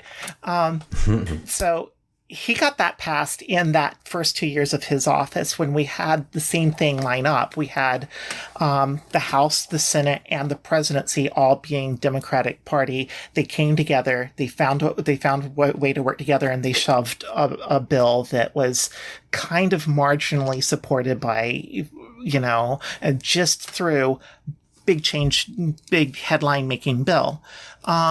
So, fast forward to Trump's term, they had the ability to do that. And they had 6 years to work on the plan, but they didn't have a consensus of what to actually do. They didn't have the political will to actually do it. They could have done the same thing with the wall in that first 2 years. They could have just said, okay, wall with Mexico funded. The Democrats would have been like, no, don't do that. And the Republicans would have been like, what? You can't vote us.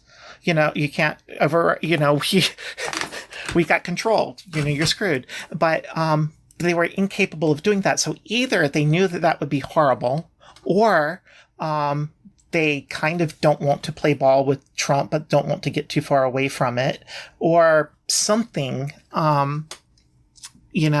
I can't say what, but they wasted the most productive years of the presidency, which, like I said, the only saving grace.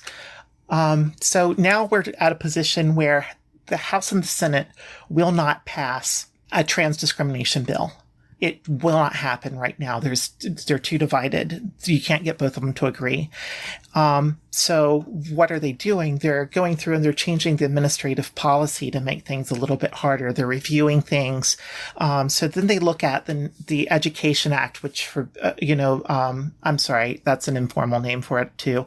Just the, Department of Education, has a lot of control over the education across the entire country, which is about 4 billion different school districts. Every county or city is going to have a different school district in all 50 states. But if they want federal funds, they have to comply with certain aspects of that. So they start working on that. And that's what I believe Ashley was talking about just a minute ago. If they can take the Department of Education, which is part of the administrative branch, so ultimately reports up to the President of the United States, they can rewrite the policy there to say, oh, no, it's not.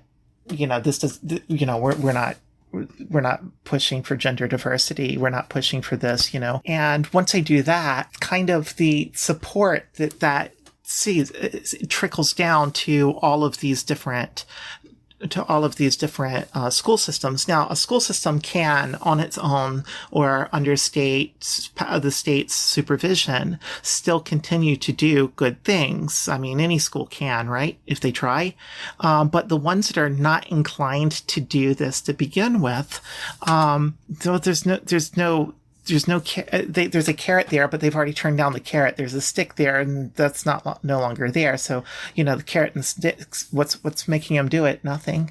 So what we'll see is an intensification of kind of the thing where you have a lot of states that are what we would call red states or conservative states and conservative areas where we're reinforcing that the schools are going more that way. They're punishing people for being human, and saying you must conform to our conservative values and you have to act like everyone else acts, or we're not going to, we're not going to support you in anything else, and we're going to make life difficult for you, and we're not going to protect you from the other people that are going to make life difficult for you. And then you have the liberal states and the liberal areas. You have the East Coast big cities, so West Coast, the Northeast altogether, and they're going to be in a situation where they're going to say, well, we're doing this anyway because we want to invest in our next generation. It's demonstrably quite fragmented, but that's kind of the news, isn't it? That's the kind of overarching theme, and we can see that from where we are, which is that. So some states are announcing that bathroom policies are going to be based on what they call biological sex.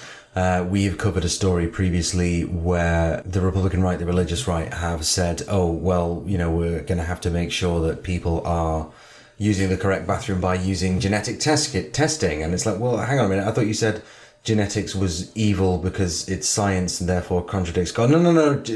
God says genetics is okay now because they can use it to discriminate against trans people. And that's not just the case in education, of course. This is going to be having an impact in terms of healthcare and the way hospitals and states are going to decide, well, okay, no, if a doctor has a quote-unquote sincerely held religious belief that being trans is a mental illness or being trans is just wrong, that doctor can then just quite legally say, no, Miss Trans Woman, you've been in a car accident and you need life-saving medical care, which I am going to choose to not provide because my imaginary friend says I can't. And so there's an impact on healthcare, there's an impact in terms of social services because homeless and or domestic violence shelters are going to be free to discriminate in the same way. The overarching strategy of all of this seems to be to kind of play the religious freedom card for all it's worth and let states make the decisions for themselves. So a lot of them have already got a certain number of... Some states already have discriminatory laws on the books or in the works. The federal government, I remember reading something a little while ago, I think it was sort of 2017 actually, where their big sort of decision about what they were going to do about transgender youngsters was, we're not going to do anything, states can decide individually, which means that a trans child growing up in the state of New York is going to have a vastly different experience from one growing up in, for example, Alabama. Also, just as a slight aside to try and lighten the tone slightly, I have heard the more progressive bits of the US on the the sort of west coast and the northwest bit being referred to as Canada's sideburns. So, and it was and it was an American woman who told me that. I didn't make that one up. It was an American comedian, so don't blame me. But yeah, Canada's sideburns. But so then this disparity then is going to be so very, very harmful, isn't it? Because in one part of the country, things are actually fine and, you can just get on with your life. And in other parts of the country, there are going to be agencies and organizations and people who are going to try and hold the trans community back deliberately. They will spend time making sure that the trans community cannot thrive. Right. So I'm sorry, Peri, I've just got to ask. How much of a vote winner is fucking over trans people when it comes to the Republican Party? You see, now I don't think it is actually one, and I think we saw that play out in North Carolina in 2016. The United States' political system, when we have votes on the same days, you kind of expect it to go to one party or to another as opposed to individuals. So when Trump won the election, it was really kind of Republicans winning the election. So all up and down, all the down ticket ones felt a bump from running at the same time that a Republican president won. So we should have seen that in the 2016 election for the North Carolina governor, and seen Pat McCrory get a bump from Republicans turning out and Republicans voting for Trump. But he won the previous election by an 11% margin, and this one he lost by just a little bit. So if he had maintained parity with where he was, he should have been 11, 12, 13% margin. With a little bit of bump from the Trump campaign. But instead he lost. I think that shows a huge idea that it really doesn't help. I think that the Republicans saw that and kind of looked for greener pastures for how to rile up their base. And I think that's what you're seeing right now with all the anti-abortion laws going in there, that they think that the people are really stirred up more about abortions than they are about transgender people. I think there's certainly a core constituency that's all about fucking over trans people, but I don't think that they're going to really make it to they're not going to abandon that position, but they're not really going to make it a major institution. Okay, so that's in that sense, that's a reasonably optimistic analysis, isn't it? Yeah, I'm an optimistic person, but that is at least a few years into it. And if you also look at the way that they're doing it in Washington right now with the silent changing of policies and things like that, those are definitely things that won't rile up the Democratic base. They're not very public things, but at the same time, they can point them out in, newsletters and things like that when trying to get to show that, hey, look what we're doing to the transgender menace. If that becomes necessary to get a voting block in the southeast of Georgia, then that would be a great thing to see. And you also see some places like Northern Virginia, where you had Virginia's self-avowed biggest homophobe, who was something like a 20-year veteran of this Virginian legislator, who got defeated by Danica Ream, whom I'm sure you read about 2 years ago. Sure did. I love Danica Roem. She is my hero. She is everything. And Danica, if you happen to be listening, please come on our little show for no other reason than I want to talk to you for a couple of hours. Pretty much, yeah. Totally up for that. I got a request. If she does get onto onto the show, can you have me back at the same time? Because I'd love to talk to her for a little while. Absolutely. I'm sure if this fairly reasonably unlikely combination of circumstances were to come together, I am quite sure we could find a way to at least let you know it's taking place. But all of this stuff is kind of coming along, and it's concerning to see, obviously, even from here. But the impact that all of this stuff, this discourse and this kind of quite public polarization and hatred is emboldening certain people, isn't it? So thus far, 9 documented murders of trans women of colour in the US, and there's been a kind of rising tide of protest about that. About how, these women deserve to live, like they have heartbeats too, actually, and their lives are being cruelly snatched away by bigotry, essentially. And so there's, again, just from the stuff that I've seen published and the commentary pieces that you see shared by the Advocate and the Atlantic and the New York Times, etc. And so people are talking more about the murders of trans women of colour, but at the same time, it's like, how are we going to stop that exactly in certain places? And what do you do to try and turn that particular tide?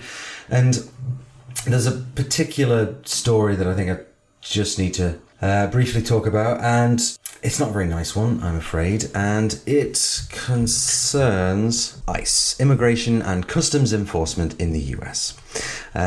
So over the last year, there have actually been 2 trans women who have died in ICE custody, the most recent of which was on June the 1st, so just at the start of Pride Month. A trans woman named Johanna Medina died in ICE custody after being denied asylum, and ICE have said that her family must foot costs themselves to fly the body home and host the funeral. So to me, this is a lot like you stab somebody to death and then you demand that the victim's relatives pay to clean the blood out of your clothes.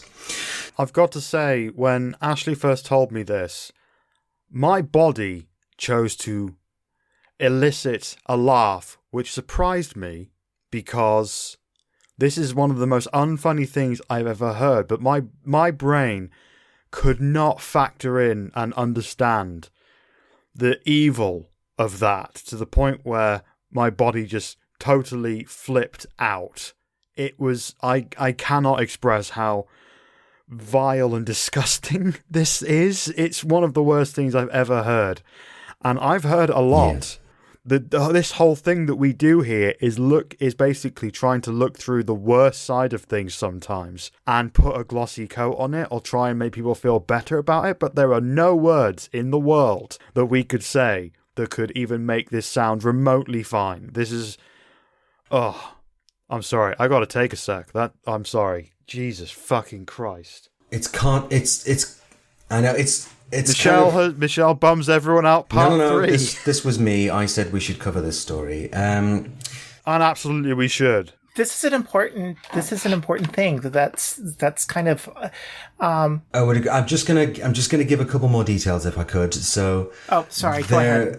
Obviously, because of ICE's cartoonishly evil demand that the family pay for the funeral, a fundraiser has been created to help send Johanna back home and cover funeral costs and to support the family in their time of grief and need. The fundraiser has a goal of £10,000. We will find the link to that and share it within the description. An organisation called Diversidad Sin Fronteras, which is Diversity Without Borders in English, which is a human rights group which is advocating on behalf of Central and South American LGBT people, were the ones who announced the refugee from El Salvador's death on the 1st of June.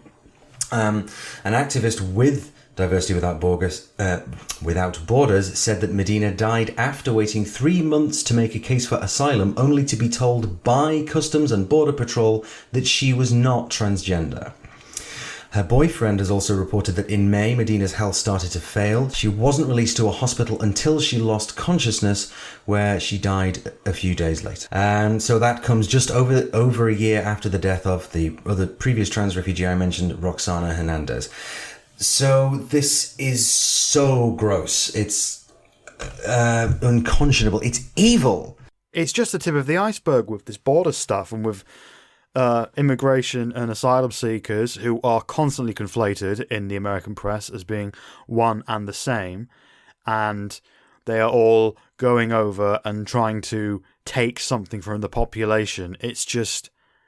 I mean, I would usually warn against this kind of hyperbole, but I don't think it even counts as hyperbole. This is an atrocity that is affecting thousands of people right now, including trans people, including straight people, including cis people, including gay people, just basically entirely based on the colour of someone's skin and where they're born. It is. And I want to say this about it. I think that this is not strictly a transgender struggle here. No, far from it. We're seeing this because it is the intersection of enabled racism, and it's something that our president is actually, I think, causing to happen more directly than anything else that he's done. I agree. It's you can make the argument that maybe she isn't legitimately have a case for asylum or something like that, but the idea that someone in custody like that should be denied medical treatment and should have their basic identity questioned and denied by people who have no fucking clue is past ludicrous. Yeah, it is. And that's where we're at. And if you're feeling angry about this, I think that's a fairly natural reaction, and maybe you should harness that anger and do something with it. Not that I... Voting comes to mind. I mean, yeah, voting's one. I think you, Peri, mentioned earlier on about the strength and resilience of the North Carolina trans community. I think there's going to have to be an upswing of that kind of mutual solidarity and support within the community in a way that I don't think we'll have realistically seen since something like the 60s, 70s through to the 80s, back when the marginalisation and the stigma were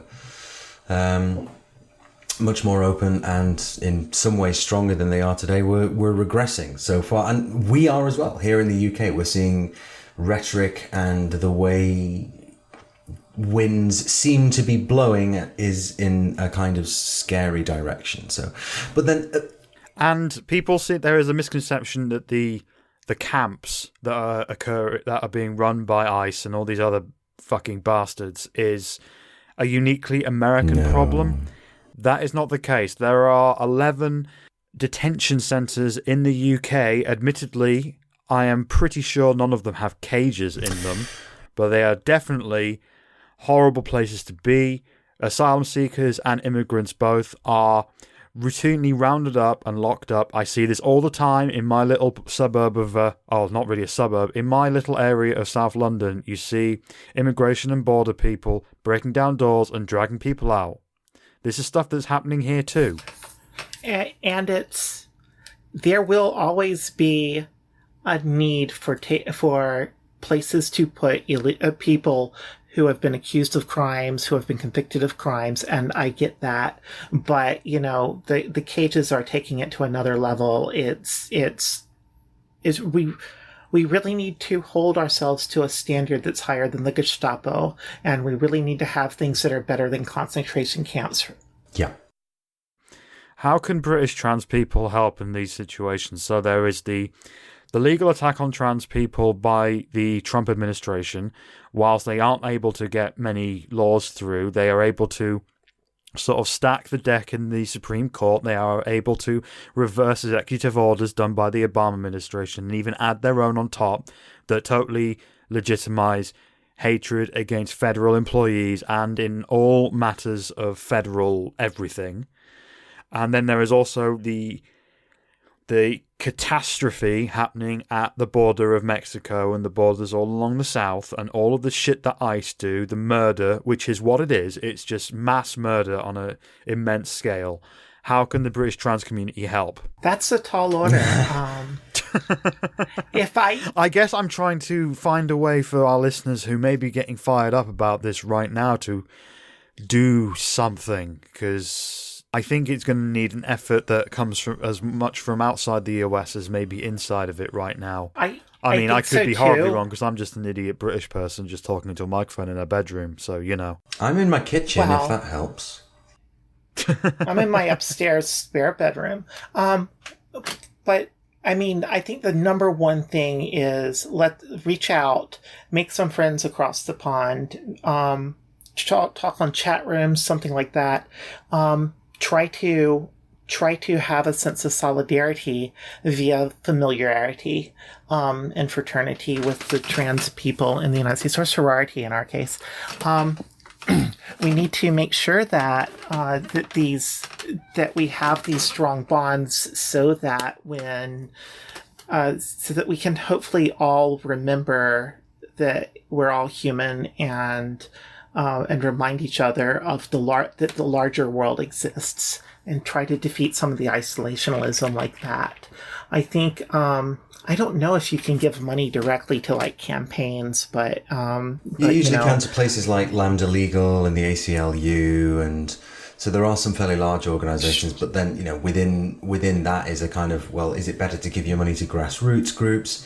I think really, Michelle, this is kind of an ongoing question for you and I think we should be doing our best to signal boost those groups, particularly ones that represent the people who are really at the sharp end of this, and sort of tell people about them and see what we can do. Because really, what else are we to do? We can't just ignore it, and we can't just do nothing. Yeah, I think I think that at various points we've made it pretty clear that we are constantly have an open invitation to pretty much any trans person of colour. They will naturally get a priority when it comes to coming on our show and using our platform. I think that is something that I'd like to reaffirm again. If there are any people of colour in the US listening who want to tell their story, hit us up on Twitter at WhatTheTrans, hit our email, whatthetrans@gmail.com. It has a Z in it because somebody took WhatTheTrans with an S. It's a constant source of pain for me, but yeah, links in the description, and we'll put this out on Twitter as well, because I think that there are some stories that the three of us just can't tell. We can talk about it academically, but we can never really talk about it in a way that is, we can't cover all the bases. We just can't. We are incapable of covering all the bases that need covering. So if anyone out there wants to tell our side of things, hit us up. The door is open. There is a chair for you. Well, there is a Skype call for you. Yeah, chances are you probably already have the chair. Although, yes. And if not, we might need another GoFundMe campaign to add chairs. Yeah, I'm sure we can do that. Always with the GoFundMes. And just I would like to have a better answer than send money. I think there's more wholesome things, but money does talk. And so I'm going to turn it around for you now. What can the American trans people do to help you with Britain's problems? I mean, get rid of Trump. Just flat out get rid of Trump to start with. Stop that fucker from coming over here and having dinner with the Queen. That would be a really big help. Because he's got a lot of fans here in our government. Boris Johnson, he's the perspective. He is basically he is the front runner for basically winning the Conservative Party leadership here that makes him Prime Minister straight off. He has voiced his admiration for Trump. Jacob Rees-Mogg is in the Conservative Party on the far right of the thing, and far right is very much where he stands. He has had meetings with Steve Bannon, as well as Boris Johnson has met with Steve Bannon. There are parts of the Conservative Party over here that are on the verge of the alt-right. So if you can cut the head off that snake, that would be a big help to start with. And then also, picket the Heritage Foundation as much as you can and basically try and cut off the money from these far-right think tanks that are funding a lot of our anti-trans people here. And it's also worth pointing another organisation as well, so I mentioned them earlier on, Alliance Defending Freedom. They're also kind of... I was going to be really, really facetious and say, well, actually, since America is just so full of guns, can you send some of them over so we can get all political with our shooting? But that's probably a completely illegal statement for me to make. Not only that, but it's really impractical because the British are not particularly good at gun stuff. We don't have any here. Our police don't have guns. How the hell do you think a bunch of trans people are going to be able to operate? Yeah, probably end up just shooting Even I have a gun, though. I got an 1891 truly antique bolt-action rifle. Absolutely not advocating for any kind of political shooty flavoured violence in the UK. I actually don't think that... Yeah, there's more than enough of that in the States right now. We don't need that shit here. We had an MP shot a couple of months before the Brexit vote. That's true. It's strange how the pro-Brexit camp seem to have completely forgotten about that. Yes, and about how he was basically one of their guys. So, I kind of don't even want to joke about that. So, I mean, the one thing I want to say, I just want to touch on Alliance Defending Freedom, who actually recently failed at something, because in a quite a surprising turnout from the Supreme Court, who upheld a trans non-discrimination ordinance in a Pennsylvania school. So the Alliance Defending Freedom brought the challenge to the Supreme Court, but the Supreme Court refused to hear it. They say, no, so that specifically trans-inclusive non-discrimination ordinance stands as a result of a Supreme Court decision, which is not something that I would have expected. But again, that's where this fragmentation comes in, and that's why it is so dangerous, because, the Supreme Court says this about this one thing in Pennsylvania, but then when it rules more broadly on employment protections, it might go completely the other way, and then does it revisit its previous decision, and blah, blah, blah. So the fragmentation, the uncertainty, the chaos, in a sense, is... Well, various political theorists have argued that this is completely deliberate to keep the population on the back foot, terrified and confused. Which is kind of how you build a dictatorship, but let's not go that far. But I think we listen to each other and we try and support one another and we signal boost each other, and as you say, some of that, transatlantic solidarity. And fantastic. Let's not spend too long depressing the audience again.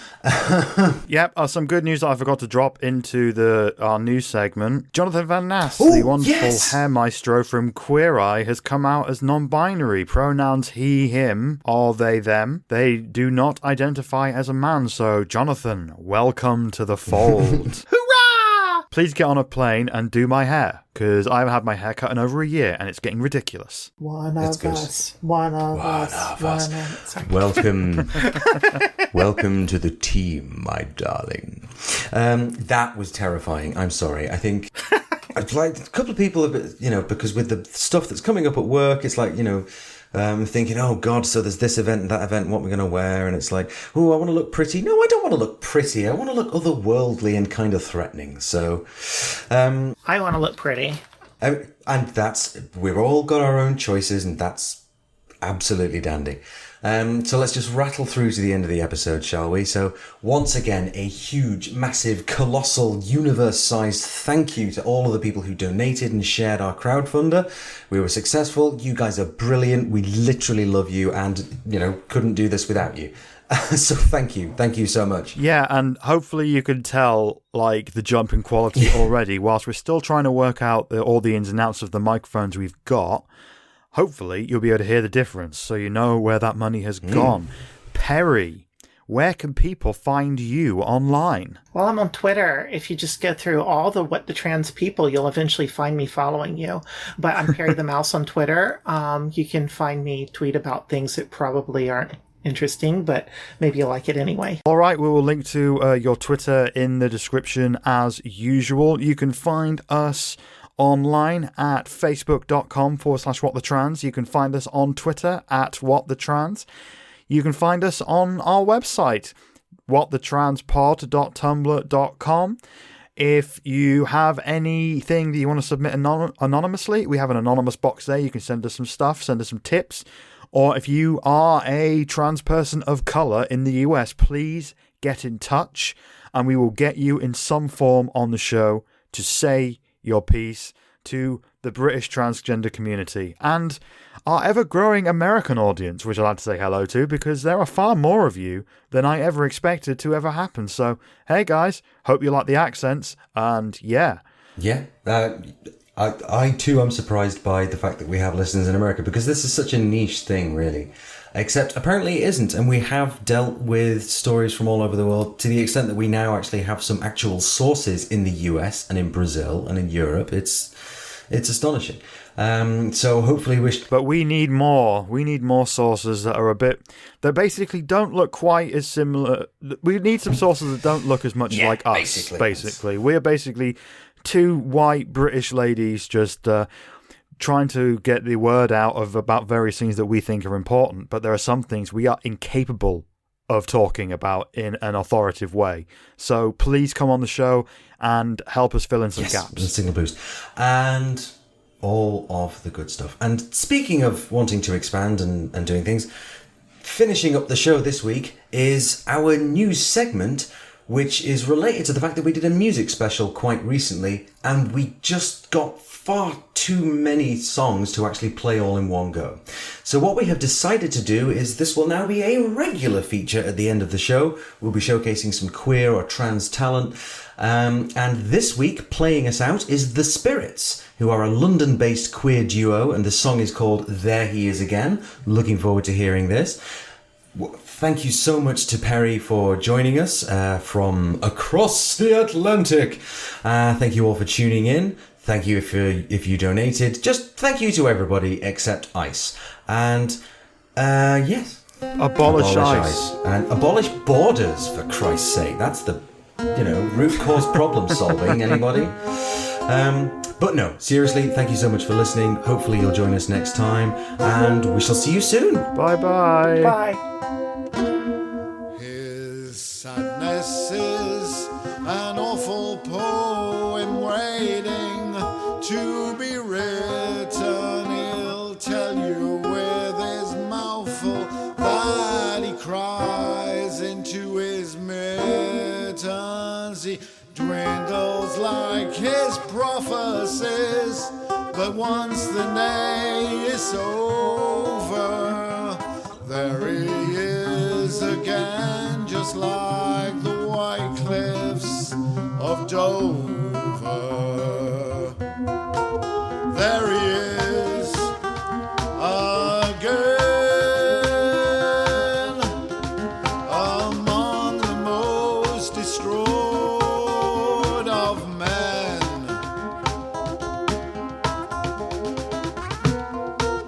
There he is again.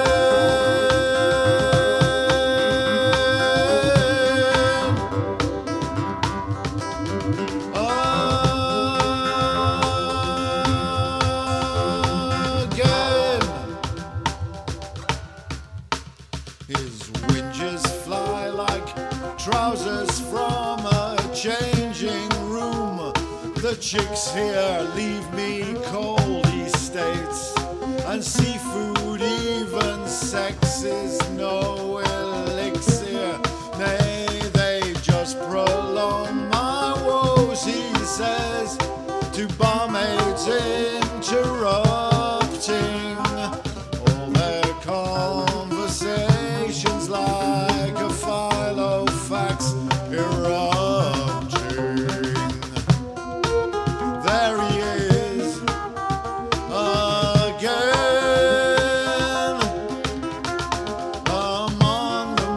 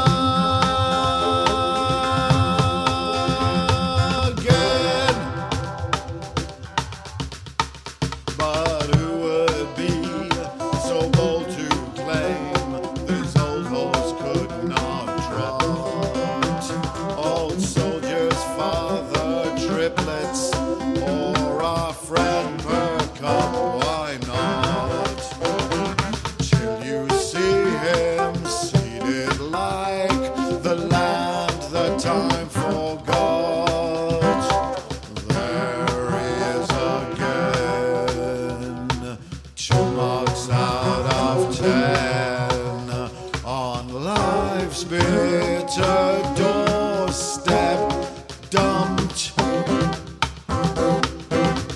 on love's tatty sofa, slumped. His sweetness is a legend, but his lovers are a couple. His agony is everything, his remedy a double shot of whiskey with it.